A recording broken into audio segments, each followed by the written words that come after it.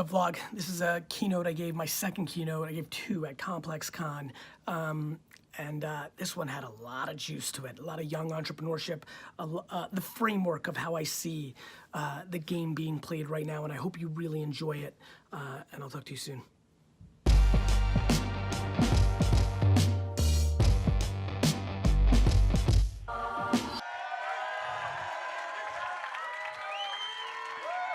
Thank you. Thank you, guys. Appreciate you. How's everybody? Hell yeah. Good. Let's go.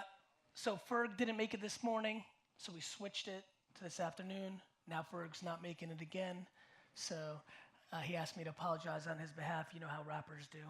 So what I really want to do, the mic is set up here. I'm going to rant a little bit, but for a lot of you, I know that a lot of you know my 2 cents, my spiel. I know a bunch of you came through the booth, so I want to thank you so much for that. I appreciate you supporting K-Swiss and I. But the mic's there. I highly recommend. I'm probably going to go into it in like 10 or 15 minutes, so if you've got questions, this is kind of the opportunity, so feel free to start lining up over there. My man, that's not wasting time. So cool, let me set up a little bit of a framework before we get into the Q&A. Talk about a little bit what I want to talk about. First of all, it's super amazing to be here because just the vibe of this event is a lot of fun for me because, as some of you know, I grew up a baseball card kid, right? And as soon as I walked down to the convention, I was like, oh shit, I know this flavor. This was baseball cards 1989. Like, just the level of entrepreneurship that I saw downstairs, like people literally like wanting to fight over their position in line because they knew they had to get a better one to flip their shit. I respect that shit. I know people are frowning on the fighting. I recommend it. People are trying to eat, you know, like, so that was amazing. And just the level of culture. And then more importantly, like, you know, I'm old, so I grew up where everybody was kind of divided when it came to hip hop and culture, and everybody kind of stayed in their own lanes. Just watching this generation bleed into each other, white, brown, yellow, black, green, like it's just fucking incredible. And I honestly, like, people shit on millennials all the time. I think some of you know I'm like the reverse. I think the fucking millennials are the best. Like, I know nothing but lazy people that are older, so I don't, you know, maybe a little entitlement just because things have been good, so you don't know the difference. You know, how many people under 30? Raise your hand. Right, so for all of you, the big thing that you need to keep in mind is you haven't been punched in the fucking mouth yet, right? 2008, 2001, you know, 2000, you know, 9/11, you know, the stock market crash, the Bear Stearns shit. Like, the biggest thing that you don't know yet is when the whole economy crashes, you go from being an entrepreneur of a t-shirt company to working at Bank of America because the money gets sucked out of the system. So I'm not trying to frown on anything. I'm trying to put everybody in the right perspective. Everybody under 30 here understands it better. The places that people pay attention to, which is the only thing I give a fuck about, the way you guys collaborate with each other and have love for each other, way better than ever before. The only vulnerability that this room has is lack of blood pouring out of their mouth. And I mean that because there's so much money in the system. Like, it feels normal to sell shit through Instagram until 20% more of people don't have money to spend on stuff, and then shit gets tight. And so I highly recommend, where I'm going with that is not like, where I'm going with that is get practical. A lot of people are just not practical. A lot of people taking money and instead of investing it back into their business, buying dumb shit. There was a whole lot of dumb shit buying downstairs today. There was. There was a bunch of people that bought shit to make money. That's good buying shit. There's a lot of people buying shit downstairs today to close the gap on insecurities they have. A lot of people bought shit because they think the logo on their hoodie or on their kicks is gonna make them feel better, but it's not. And it's gonna speed up the process of you losing, not the other way around. So we need more practicality in this space, that's for sure. But if you came to this, and clearly you did because we're here, but I'm talking to the people watching. If you came to this, you're fucking so much more ahead of people. Like, I was trying to tell people downstairs, for a lot of you, you've been fucking with this kind of game, whether it's hip hop or sneakers or street or urban. You've been fucking with it probably maybe even your whole life, right? or maybe for a little while. The number one thing and I'm gonna say it as an outsider, even though I fuck with it and it fucks with me, the number one thing that you guys need to understand is this shit hasn't even started yet. Everything that's happening here is what it's gonna be. You think that's what it is right now because that's your reality, because you haven't lived in enough places, tasted enough shit, and been in enough rooms. For example, Nike's a big shot downstairs, but why do they spend 90% of their advertising money on dumb shit that you don't pay attention to? Why did Under Armour go from being in the game to being completely out of the game? Nobody gives a fuck about Under Armour here. How did that happen in 36 months? Because they acted like Nike. So be real smart about what's going on. Be real smart at what's going on. I heard somebody say, Durant, fucking Under Armour was sitting on Steph Curry at the fucking Apex, right? Jordan Spieth at the Apex. They got Tom fucking piece of shit Brady, right? I get it. My man, this is me taking it easy, my man. And so they had all that, and you know what they couldn't do? The thing that comes natural to everybody in this room, they couldn't trade culture. They put out piece of shit sneaker after piece of shit sneaker. They took for granted where your attention was, and they thought if they're gonna drop the Steph Currys, they're gonna do that as a 3-minute commercial during the NBA Finals, and you guys were all off watching the finals. It went to commercial, you took out your phone, and you're looking at highlights at @dunk on Instagram, not the fucking commercial. People don't get it. You get it. Here's what you don't get. You fucking lack patience. All of you that just came through my booth, all your fucking questions, they all came down to the same shit. Too many of you talk about being it, but you're not living it. You wanna be about patience and hustle. It's fun to say, to me, it's fun to tweet that you're a fucking entrepreneur. It's a lot harder to bleed 15 hours a day, every day for 15 years. One of my best friends in the world, Dustin Singh, 4th row back, that man and I drove back from Mount Ida College the day we left college. We drove back, we yapped it up, reminisced. It was it was over. Reminisced, got to the parking lot around 3 o'clock that day. We hugged it out. He went on his way, took a train. I walked into the liquor store as a 22-year-old, and I talked to that man 5 to 15 times for the next 8 years. True? Fucking worked. Was patient. Fucking bled. Grinded. For real.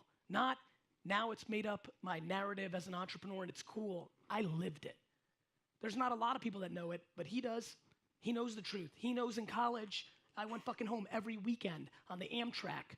Not Excel, I wasn't fancy back then. And fucking went and worked, and I'd come back. I left for the weekends. He also knows I didn't go to class, ever. He was also phenomenal at video games. He should be an esports star, but that's another story for another day. Nonetheless, the bottom line is, the difference, when people ask me questions or when I talk or things of that nature, the difference is I lived it. I don't just talk about it. And I get why you don't want to do it. And it comes from insecurity. You're worried. You know why you guys aren't patient? Because you want to win already to fucking stick it to your fucking parents, right? The reason you're impatient is less about you wanting to buy certain shit, though a lot of you are fucked up on that bullshit game. It's more because people are telling you you can't, you decide to do your own thing, and now you're on the clock and everybody's watching and your grandma's telling you should have stayed in school. But you've got to understand, it doesn't matter if you win in the first half. It doesn't matter if you're up 17 going into the fourth quarter. You've got to win the actual game. You need to be shit on in your 20s and 30s so then you can fucking clown on people in your 40s and tell them I fucking told you. You understand? And the best part is you gotta love the fucking losses. Do you know how happy I am right now that they put a C before the K in my last name and misspelt it? I'm being dead serious. Like this is going great. I love your admiration. The number one thing I'm excited about right this fucking second on stage is they misspelled my fucking name. Cause I look at that and I'm like, yes. Cause I love losing. You know why I gave up on the Rangers and the Yankees? Because they won championships. You know why I fuck with the Jets and the Knicks? Because they suck. And that is the fundamental difference. And I promise you, my friends, It's binary. This whole thing, your fucking life is binary. It's a 1 or a 0. It is black or is it white. You are either gaining or you're declining. There is no in between. You're not kind of passive right now. You're not kind of in the middle. You're either winning or you're losing, right? And you've got to understand that all the things that you want, of course they should be hard. Do you understand the audacity? Do you understand that if you make $400,000 a year, that means you've entered the top 1% earners in this country? People talking about millions as like, I gotta make $1 million as like an entry point. And they don't even understand that 99% of people in America don't make $400,000 a year. We've got the whole game misframed. Everybody's confused. Let me tell you what you should focus on. A, you need to do some shit you like. Because if you don't, you will be outworked by somebody who loves that thing and they will beat you. That's the problem. If you don't love it, somebody will beat you because they love it, and that means they'll work 18 hours a day because you fucking love it, and you're working 11 because you like the money that comes along with it. Or 8, or supposed to be working 10, but it's really 4, and you're bullshitting and watching YouTube for 6. And so I am confused by people's inability to be humble, especially this audience. And I'm stereotyping, but let me tell you something that's pissing me off that is the great advantage of the collective culture downstairs. I think the reason I'm patient, and I think all the strengths I have about all the things I'm preaching right now, is because when you don't come for much, you already know.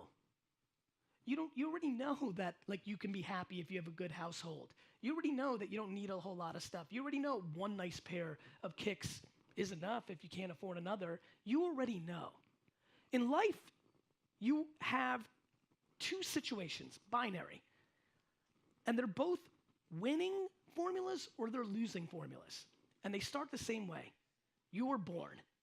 And you were either born with too much because your parents are rich and they got shit, like my kids, or you're born with too little, the way I was born in a fucking piece of shit house in Belarus in Russia, right? That's it. You're either born with too much or too little. And both are strengths and weaknesses. Your fucking mindset decides it.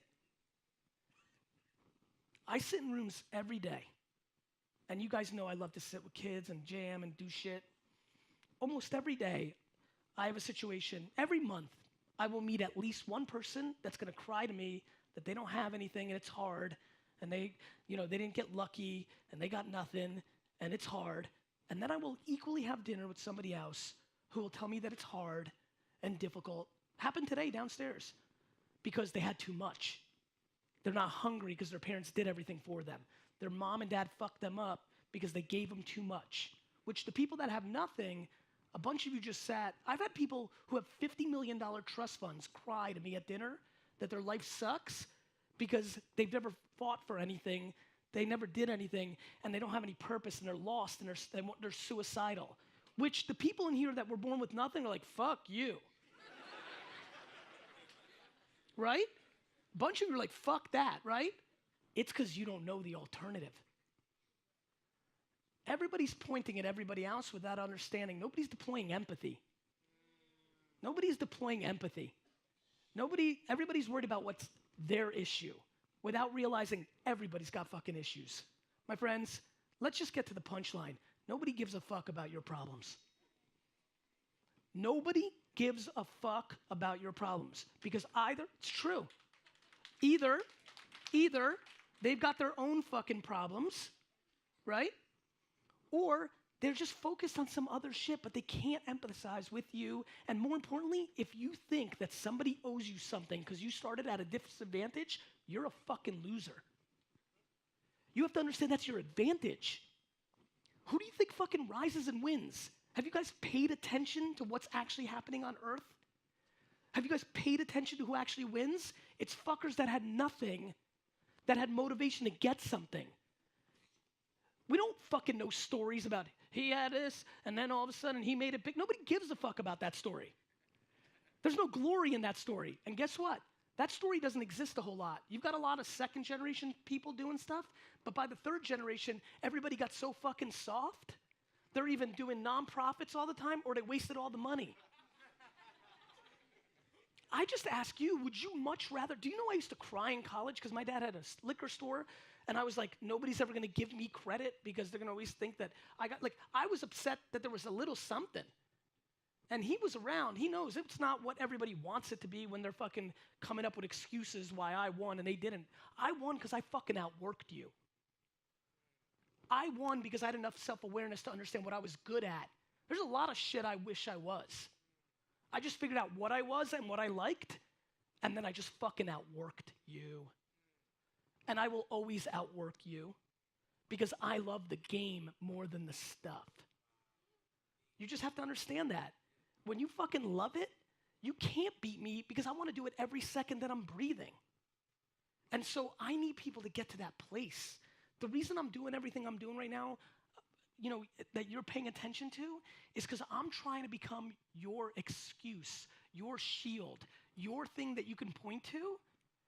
Because if you trip and fall, you guys are worried about failing, and I'm trying to get you to point at me and blame me that it didn't work versus blaming yourself so that it gives you the courage to actually start doing shit. The only way you're gonna get the thing that's been running through your mind, the only way you're gonna get on that plane that you think you wanna be on when you were sitting downstairs eating french fries with your homie and chopping it up and saying what we're gonna be in 7 years, is if you fucking outwork everybody, figure out what you're good at, bring value to the people you're trying to sell, and just rinse and repeat forever till the end. And so everybody looks at the people that made it. Bless you. Everybody looks at the people that made it, and none of you looked at how they got there. Simple as that. Everybody in this room, I promise you, my superpower is empathy. I never make, it's true. It's because, my man, I don't think my employees should work as hard as I do, and a bunch of dumb fucking business people do. If my employees should work as hard as I do, they should have as much equity as I do. How the fuck do you want somebody to work for as much as you do when it's yours? You fucking audacious piece of shit. I have empathy. I don't know what's going on. If you're not performing, it might not be work related. Your grandma might be sick. I'm empathetic. That's why I'm a great salesman. You know why I can sell you anything? Because I think about you first. I'm not worried about what it's in it for me. I'm trying to figure out what's in it for you and then give you more than you even expected so I'm trying to guilt you fuckers into my shit. And that's it.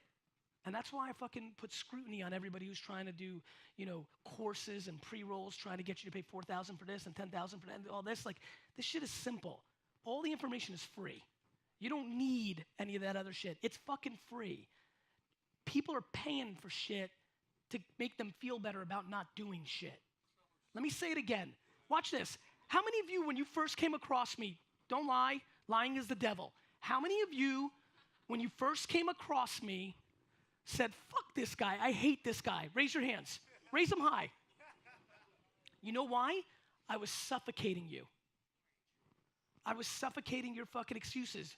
There's a lot of people who'd much rather pay somebody to make them feel good about why they're not doing, because there's some so fucking secret process that's gonna get you on.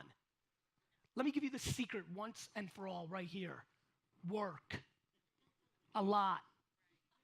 Based on what your mouth is saying. You wanna be a millionaire? You need to become a workaholic, right?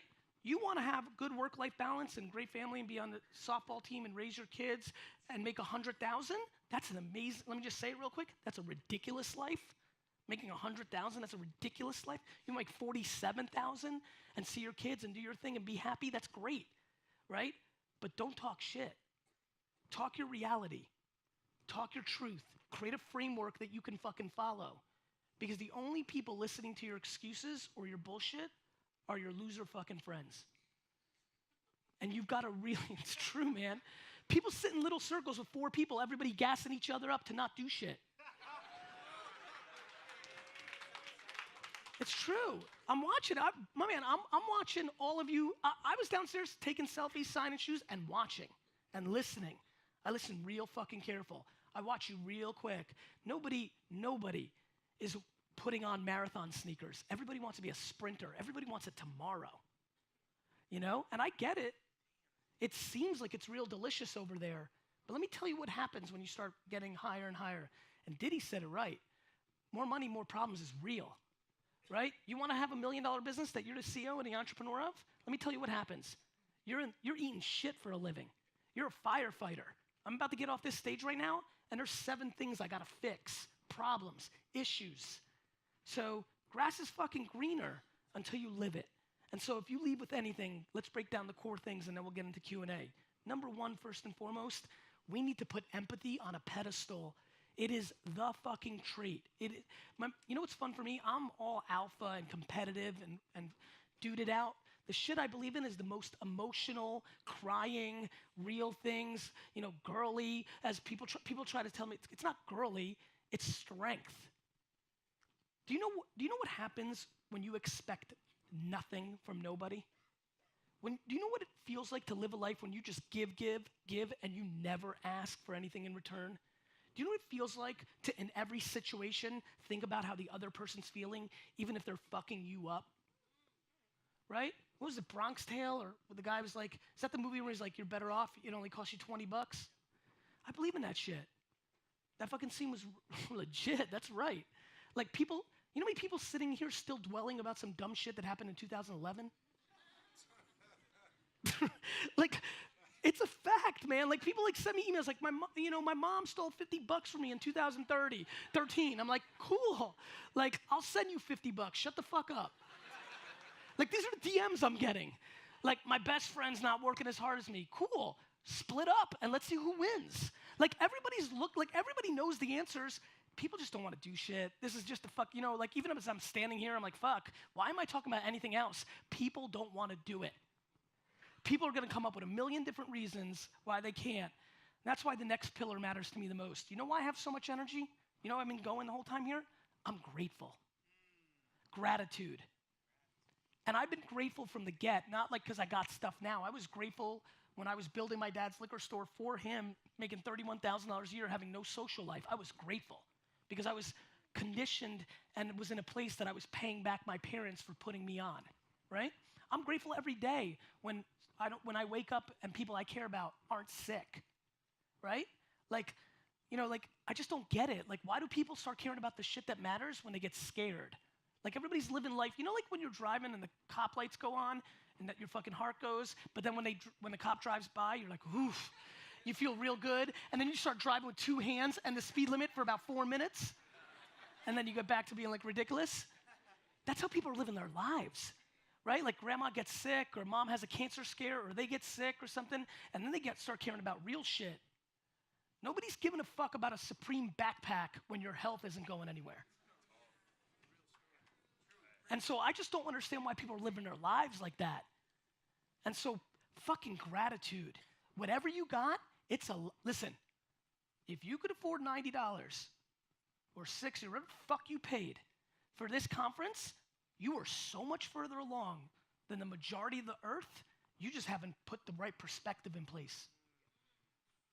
You have not put the right perspective in place. People complaining downstairs wearing $213 shoes. Shut the fuck up. Like, get perspective. What the fuck do you think is going on in the world? Get out of your fucking bubble. Like, people talking about being in the hood, and they're like, and then I started poking, and they're like, in lower middle class, right? In America, with the fucking internet. Do you guys understand that you have a fucking thing on you that is more powerful than fucking every media company had fucking 25, 30 years ago in your fucking pocket? We could just laugh about that. Listen, I can go on forever. People are lacking gratitude. People are lacking empathy. You know why people like me? Because I like them first. That's it. And so everybody's watching what I'm doing and this and that. And then I'm saying things, and you guys are really helping. You guys are like my Puff Daddy. The mms are coming in. Shit, you're feeding me. Keep doing it. I love it. I'm like, I was about to sit down, but the mms are like, oh shit, I better say something else fucking fresh. I need a couple more mms before I sit the fuck down. Let me come up with a little more fresh. And everybody hears this. And listen, some of you have been consuming this for a year or two. You watch those videos on Instagram or YouTube, you watch my vlog or this and that. You listen to podcasts, you get hyped. You get hyped and you're like, right. And then you stop listening and you walk out into your real life and you go back to dumb shit. Here's why. A lot of that stuff happened early. Where you grew up, how you were raised.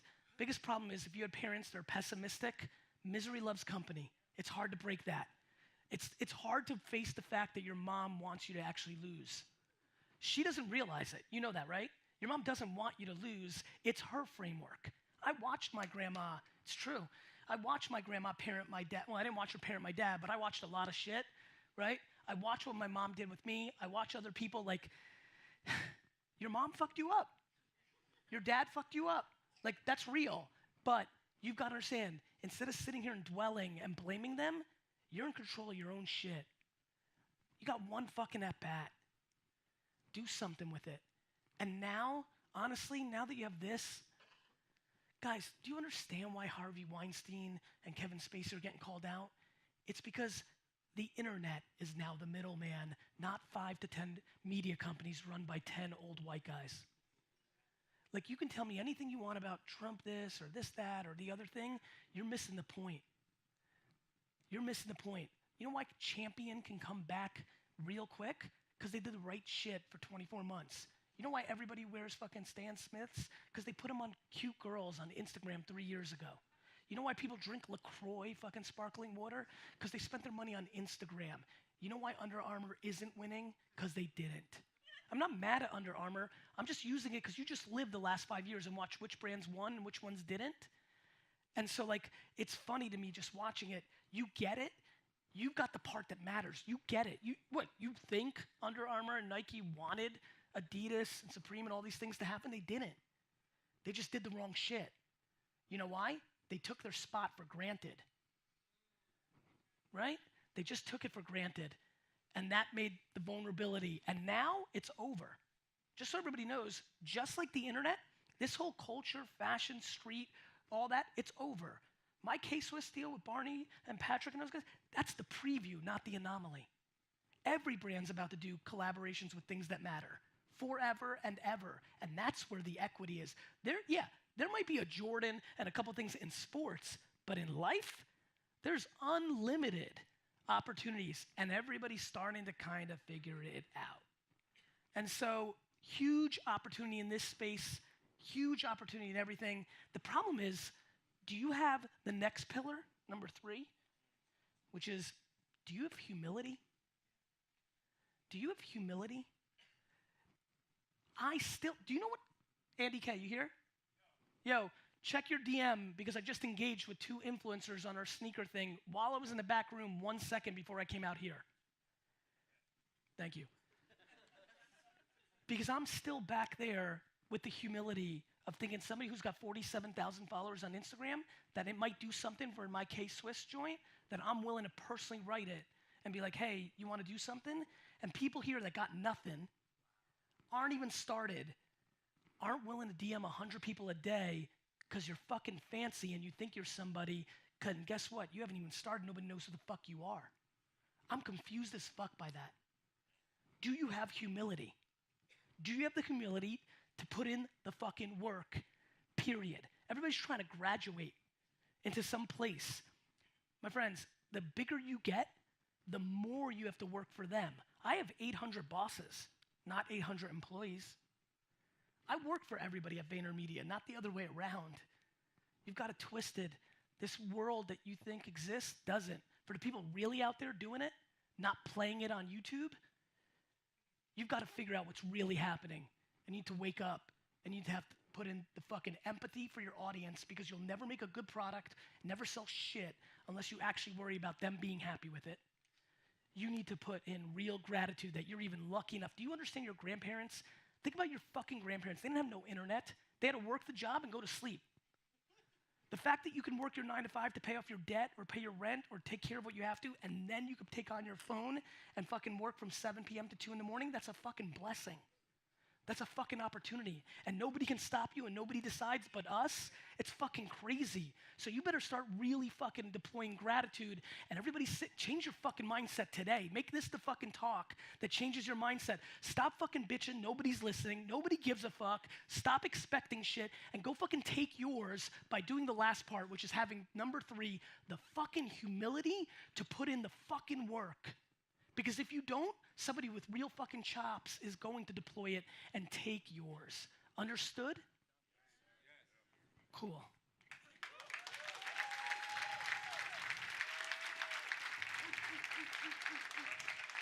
Now that you've got your mind right, it's about one thing.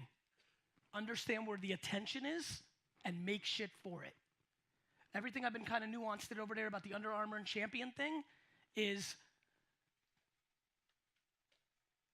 if you would have told anybody in business 24 months ago that at ComplexCon, where thousands of kids that are cool are hanging out, that more of them would be wearing Champion product than Under Armour, you would have been laughed out the fucking room. That took 2 minutes. That's why attention is so important. Attention's so important because if you're not smart about it, you will lose. When MTV came out, they went to the biggest rock bands in the world, and they asked them to make videos. And most of them said no, because they weren't willing to give away free music. And they were playing stadiums and getting paid. And 36 months later, nobody gave a fuck about them. And they gave a fuck about Madonna and Michael Jackson and Rod Stewart and Duran Duran and whoever made shit for it. Our MTV sits in this place. Our MTV comes across in 4 or 5 platforms. Instagram and Snapchat, right? Instagram and Snapchat are MTV and BET. You understand? Except it's not 1992 anymore, right? And so what you are trying to do every day is become the TRL, right? You're trying to become the show. And every one of you can do it, and it doesn't cost you any money. The problem is most of you are losing because you're fronting on your content because you're not willing to be authentic because you think you got to play a part. And the ironic thing is all the magic is in the shit that is corny. It just is. Because you all look the same. If you're all playing up to the same standards of what's cool and what's good content, you end up all looking the same. 100%, my man. I now have declared every single human on Earth ridiculously hot because everybody's figured out angles and lighting and filters. And I go on fucking Instagram, I'm like, fuck, everyone's hot. How are you a point of differentiation if you know how to kick up your heel and kick your ass out? And that's all you see for 74 people in a row in your feed. I don't know your fucking name. Right? And every dude's doing the same dumb shit, like taking off their phone. It's the same shit. Whatever it is,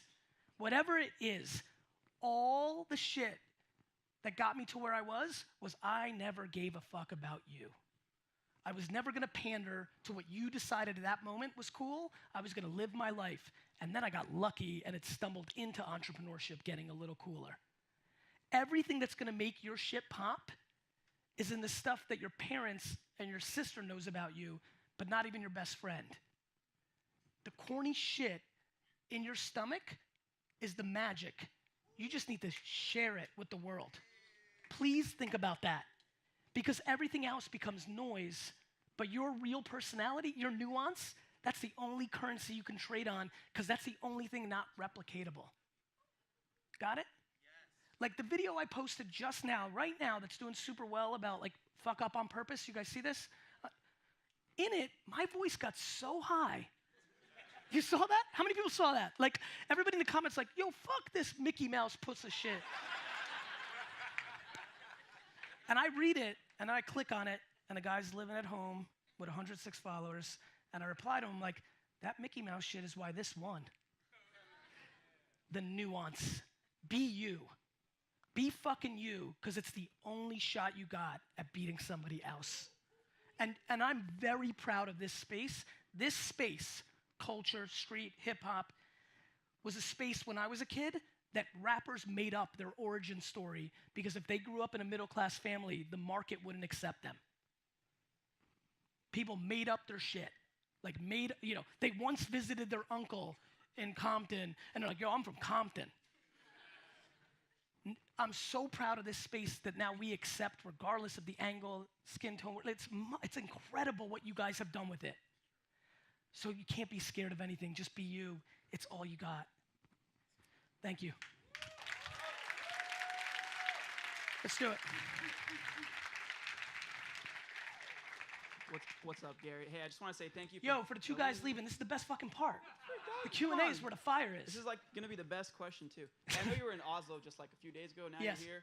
I know my parents never had this like communication from millennials, so I just want to say thank you for giving back when we didn't. Like my parents never had this, and we have this now. It's awesome. So my question is kind of left side. I don't know, but I don't really get to have this like. So entrepreneurs that are making it that have a lot of success. Let's say you become a multimillionaire. So I'm gonna use you for an example. It's okay. Kind of like a marriage question. But how do you not balance, but like if you make it, how effed up is your family life? Like balancing it with your wife? It just depends on who you're fucking with, right? Like it depends on who your partners are. Like you gotta over communicate. Like everybody wants different shit. Like it could be really fucked up. Right. Or like your kids are like, hey dad, why aren't you ever home? I know you're out like spending time with. My dad was never home. I didn't see him until I was 15 and dragged into his liquor store, and we have the best relationship ever, and I love him with all my heart. Right. Like guys, the current state of political correctness and how you should parent, how you should live, what age you should get married at, like, that's all bullshit. Like, there's only one story, like yours. You need to communicate with the people you give a shit about in your inner circle, in the next circle. Like, there's people that are home 9 to 5 every day that are fucked up. There's people that spend every day with their spouse. Every day. They both work in the home office, and they're going to get divorced in 9 minutes because it's fucked up. Like, there's no right size fits all. Let me tell you how you really solve what you're trying to say. You guys want to be selfless and be good and give back? Be selfish first to get your shit to the place where you need to be. So, like, when you were, like, in the process of getting married, you were like, hey, dude, I'm going to be... Yes, I looked at her and said, hey, dude. Not hey, dude. No, but, like, real quick. Yeah. I'm just using your term. I was like, I'm going to buy the jets, and you think I'm going to slow down, and I'm going to gear up. I'm working harder now than ever. This is the hardest I've ever worked in my life, right now. I went to Oslo, and then Copenhagen, connected in Moscow, got here, right? Leave for Australia tomorrow night. I'm in Australia. Fucking Tyler. Tyler fucked me the fuck, not you, Babin. Tyler. Schmidt. Schmidt really fucked me up. I'm in fucking Australia for 30 hours, 4 keynotes. He gave me 2 hours of sleep. Thanks, Tyler. You know, and so like, this is like the hardest I've ever worked, and like, it is what it is, right? Like, you just do the best you can, bro. Right. That's it. You just do the best you fucking can. For sure. Because the truth is, when you get to that place in your own head and you're living in your own head, you don't care what other people think. I don't care what my parents think. I don't care what my spouse thinks. I don't care what my kids think. I don't. I want it to be awesome, but I gotta start with me. So do we come in like to a relationship thinking like, dude, over communicate. Okay. Be like, hey, dude, I want to be big. Yeah. For sure. Good. Okay. Thank you. Check. Oh, they fucked up and gave me the mic. First off, give shout out to whoever put this complex, because this is an amazing event. I came from the Real Estate Wealth Expo, and I saw Gary Vee coming, and it was like Brendan Burchard or Gary Vee, and I was like, oh, fuck Brendan Burchard. I want to see Gary Vee, you know? So, but attitude of gratitude. I just want to thank you for spitting real shit. That's it. You know, the things you're saying is so right. You know, what really matters, this is all fun and happy and everything, but what really matters is tomorrow, Monday morning. What are you doing by yourself without the rah-rah, all that stuff? So I just want to say I appreciate you. Everybody's acting a role here, and you're right. The ones that are going to win are the same role that was played out today is played out tomorrow. Right. Now, you may have a job, but is your head in that same place? Are you happy that you're eating shit for 11 hours at your job and you can't wait to pick up some fast food and then go home and then grind and have nothing good happen and then start again Tuesday? I mean it. Like, do you love like the grind? Do you love the negativity? Do you have that patience? Do you like when you lose 100 followers a day instead of gaining 1,000? Do you like it? I do. I do. I like it. I think it's part of the fucking process. You can't have the riches without the shit. So thank you. Appreciate you, man. You got it, man. And I want to say one more thing on that. The reason I spit real shit is because I'm selfish. I know I'm going to be right. And after you're done fucking with a bunch of bullshit artists, you're going to come back. Hey guys, just in the interest of time, let's please keep it at one question and really quick, please. Thank you. All right, hi. Thank Hi. you so much for being here. So I come from this world. I was pretty entrenched in this about 10 years ago, around 2009, when everything kind of fell to shit. I changed my life, and I just moved into another industry, and now I have a startup called Superfood School that is an online course that helps people to just get more plants on their plate, regardless of their diet. My big question is, I come from this world, was pretty entrenched, arts and entertainment. This whole business thing is a big thing for me, so my question is just, someone moving from creative to really moving into business. Like, I just learned the word scalability like 2 years ago, listening to Frank Kern, Eben Pagan, all of those guys, and just not wanting to go back to business school, but really trying to just get on this wave. You know, plant-based and the online courses I'm are listening. just like, it's the wave. So just, Here's the problem. Those other guys you just mentioned, I know them both. Yes. I got love for them. But they're trying to make you monetize short term. Yeah. They're talking to you about short-term funnels, landing page optimization, Yeah. trying to get that money. And what happens is Frank Kern gets you to ask your audience for money too quick when you don't have an audience yet. got it. Do you understand? Yes, And you know what else? You know I'm right. yeah, I do. You know what I mean? Yeah. You can taste it. Yeah. So cool. They're not wrong, in my opinion, other than they want you to monetize too quick. Everything's about create the persona, drive the fucking traffic, optimize, get emails, free ebook, but then you sell them the thing JV. This guy's got a list, all this fucking bullshit. Do you understand? Yes, I do. And I know you know it is. Yeah. What you like about what they're saying is it's going to happen fast, and you're going to make $130 a year quick on fucking $12,000 a month recurring revenue because they're going to be on your 30K in a system. launch, like one launch. Yeah, I know. I get it. Fuck that bull fucking shit. Do you understand? So instead, there's tried and true methods, which is run the fucking marathon, keep it humble, put out good content. It's super okay to ask to sell something, but you got to believe in it. And if you don't believe in your $439 ebook because it's a compilation of shit that they can find, then you don't do it. But maybe it's $110, maybe it's 47, maybe it's something else. But just don't waver for the short term. Okay. That's all this is. Okay. Got it. Thank you. You're welcome. How you doing, Gary? Good, brother. Name is James Yukawa. Handles at Bola Kills. Had to do my thing. Respect. So 2 years, I just want to get this out of the way. It's kind of surreal just speaking to you in person because I've been seeing you for such a long time. But 2 years, I hit kind of rock bottom, and I found you on Facebook on that 5-minute rant randomly, and it's just like, what the fuck? And it just completely changed my mind. Makes me happy. Fucking 1 hour drives every day. I changed my health as well. I took your advice. I lost 30 pounds. Like, everything did well for me, so You look fucking great. thank you. So I took your advice, and I've been doing it. But now I'm at that. My question is, I'm at that point now where it's I hit my limit.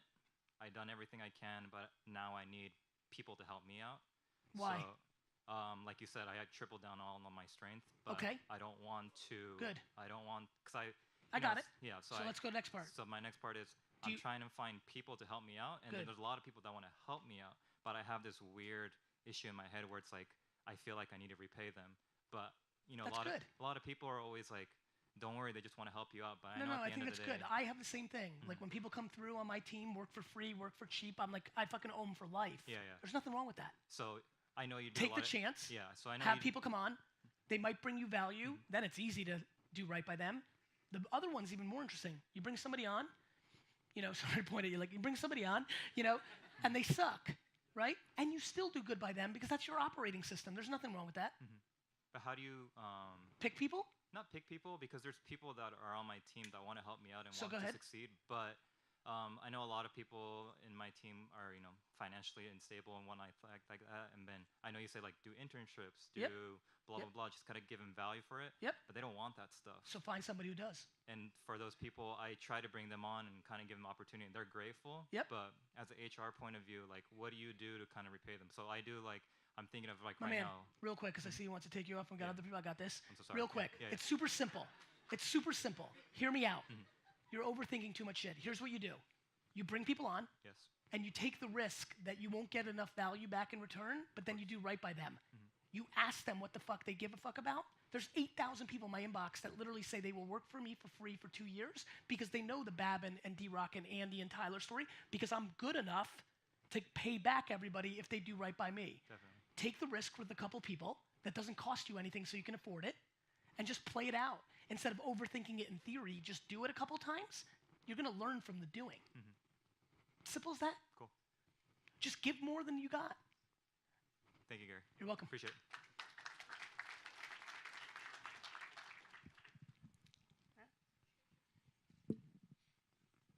Hi, Gary. How are you? I'm good. My name is Mai, and I came to America in 1975 as a boat person from Vietnam. Amazing. Thank you.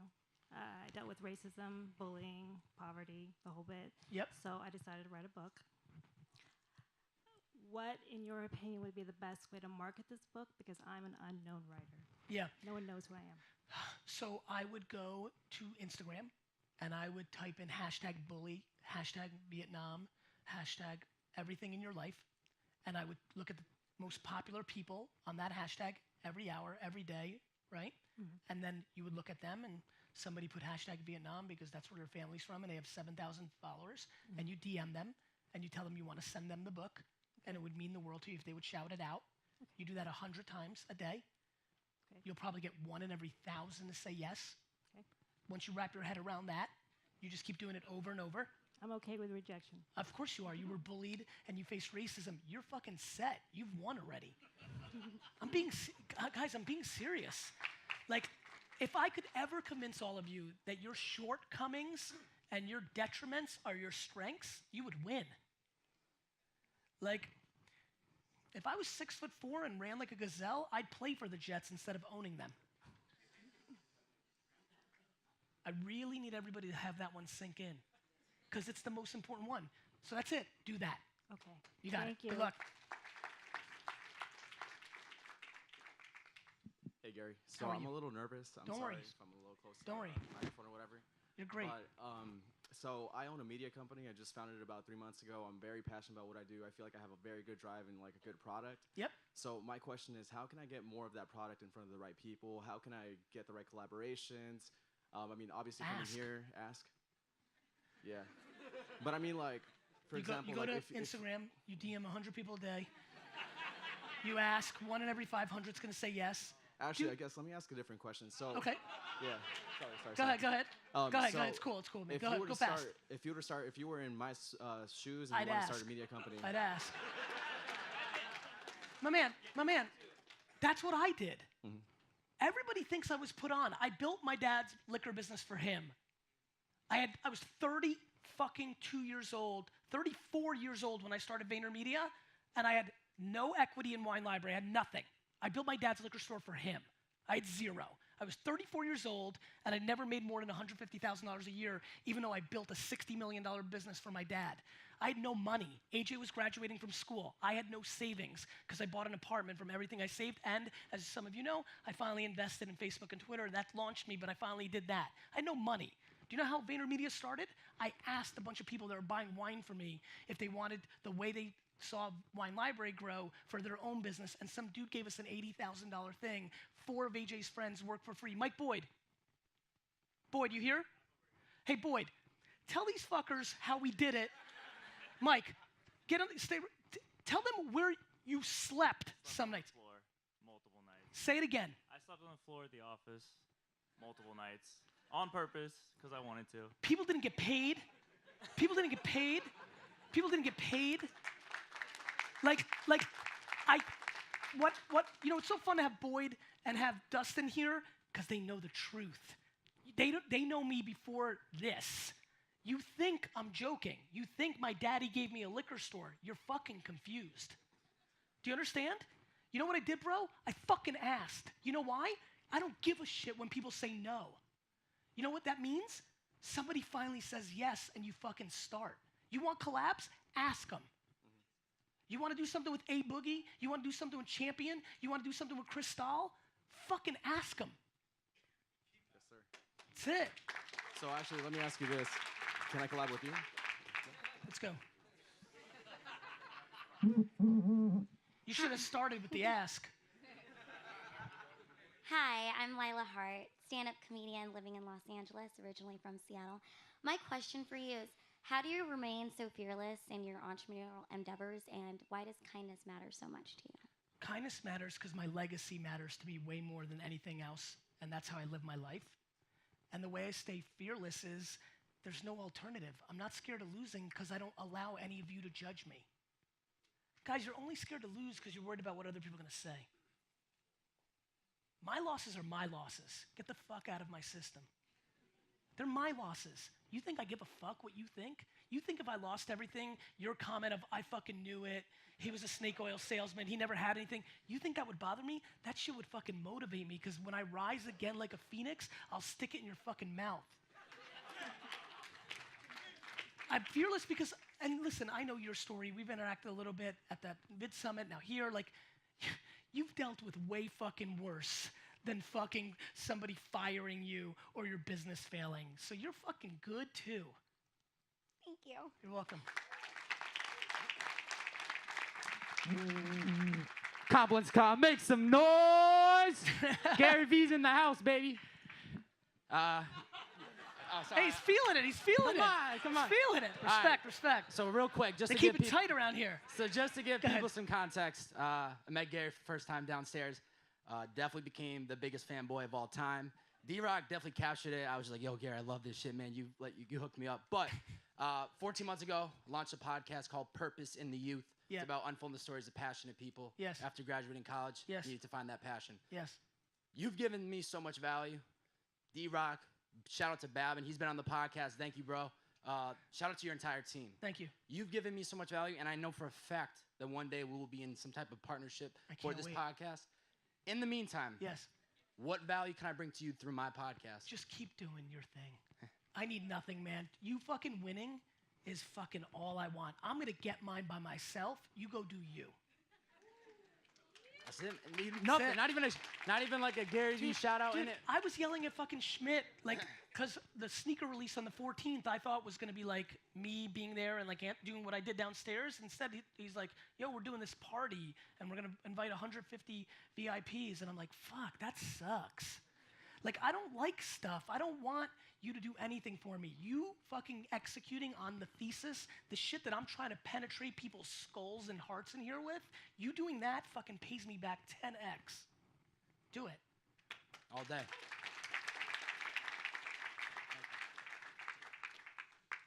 Yo, how you doing? I'm Marquise Trill. I have 8 million followers on all social media platforms. Hello to I'm everybody aware.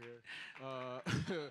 So basically in 2016, you emailed me, you said, come I see me, remember. and it never happened. All I right, know. so we're gonna get to that, all right? But my question is, since you're an investor and you invested in so many companies like Twitter and Snapchat and Facebook, are you invested into blockchain and Bitcoin? So I bought Bitcoin in 2014. So I just need all of you to eat that for a minute, okay? I love showing my Coinbase to people. They're like, fuck.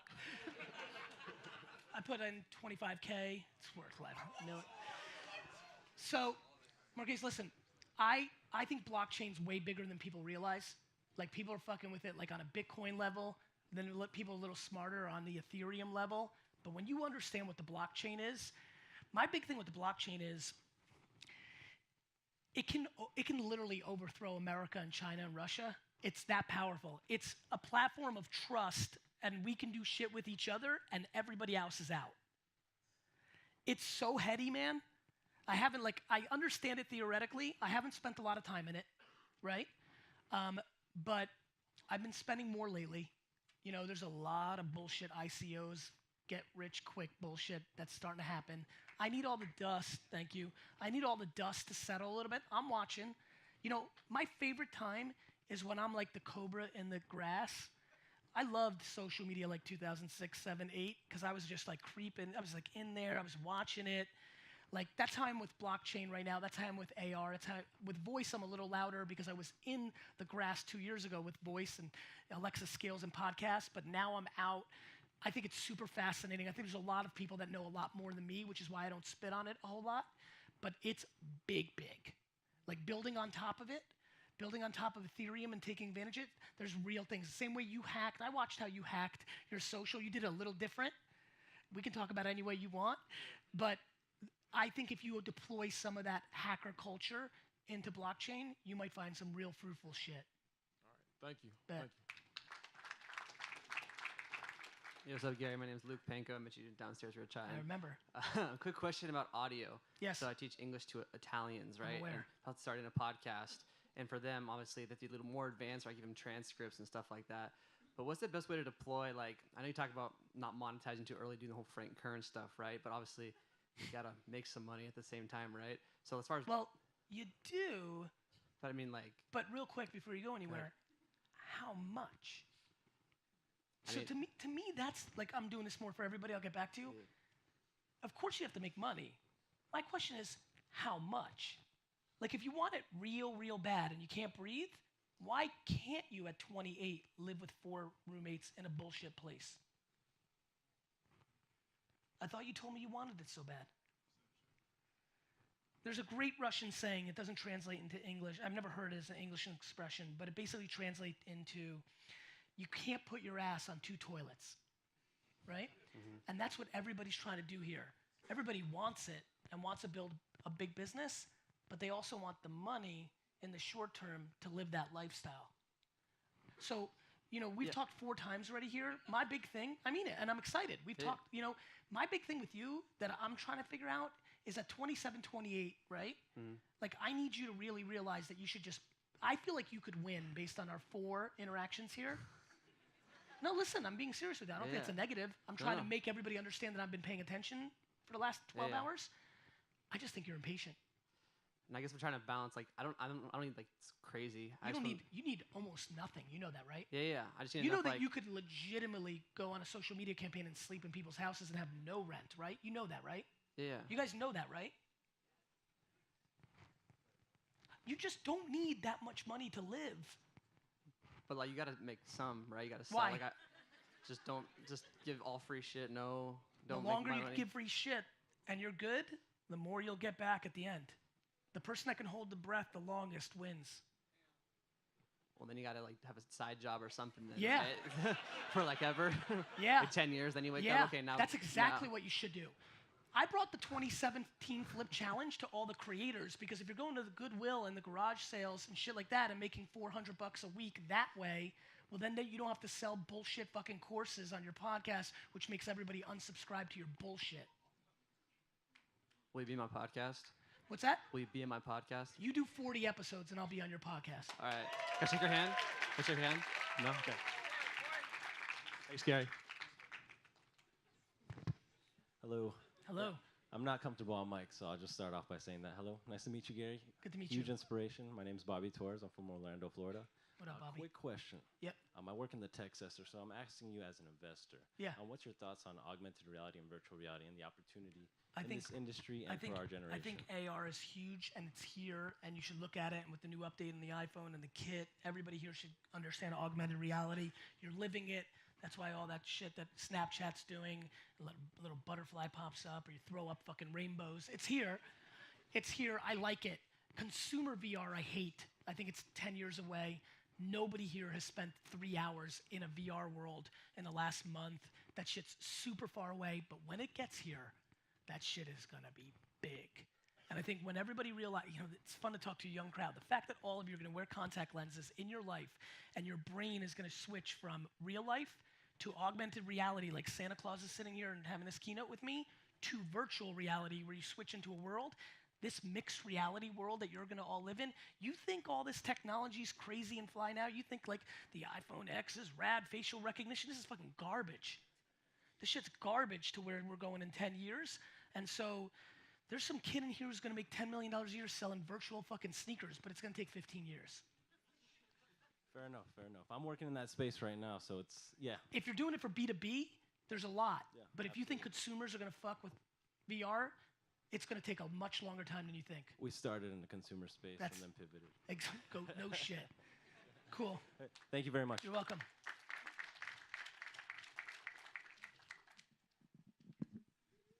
She gets the mic. Hi, I'm I'm Bianca Rochelle. I'm from California. Well, not California, San Francisco. and I'm How old are you? I'm 9. It's so nice to meet you. Nice to meet you too. I'm a rapper and a business owner. I come to events like Complex Con. I come to network because I push myself and create partnerships with the brands. Do you think I'm going at it the wrong way? You are definitely not going about it the wrong way.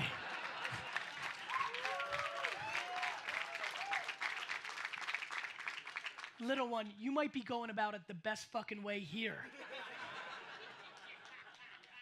Are you enjoying it? Yeah. You love it? Yeah. What are you gonna do when you grow up? Well, I'm a rapper, so I dream about going on tours. Yep. Like everybody here, like they're coming to see you. I want them to be like that to me. I love that. Listen to me. Can I give you a real good piece of advice that's gonna be really hard for you to take, but please remember it, and hopefully when we chop up this video, we'll send it to you. Mhm. The number one thing you have is time. You have something in here that all of us envy, which is an extra 30 years, an extra 20 years, an extra 15 years. Do you understand? Yeah. You can't get caught up in the game that most 9 to 11-year-old entrepreneurs are getting caught up in that I talk to. Oh, what? You don't see what I'm doing on Musical.ly? Listen to me. That was funny, right? My life's funny. Listen to me. The thing that a lot of, single-digit entrepreneurs are getting caught up with is you care too much about how many subscribers and followers you got. Yeah.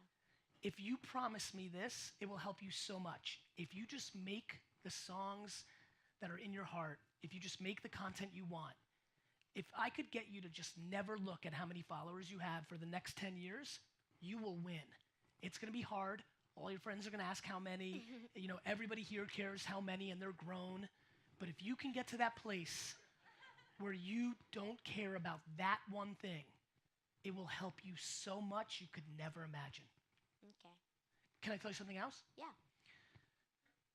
If you talk about your real life, which is obviously very different than our real life, based on how you see things in the world, it will be really interesting shit. Yeah, that's how my songs are. Like, I don't tell fake stuff. I don't want to tell fake stuff. I want to tell my life story and how I got here. I love it. Keep getting your thing, girl. I love you.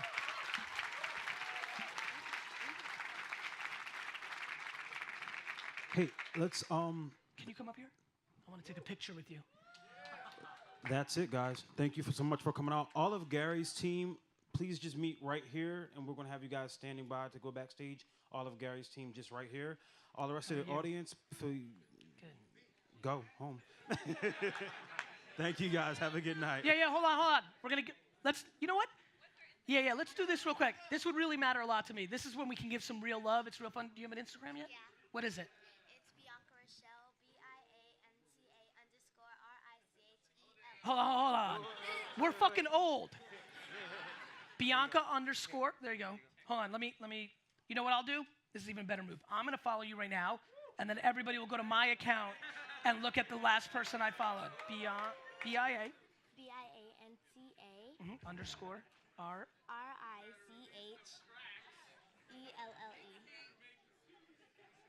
Okay.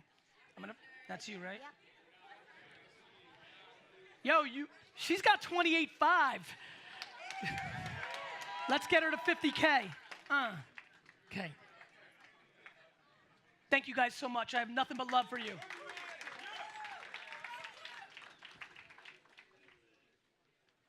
It's real cute. I wish you well.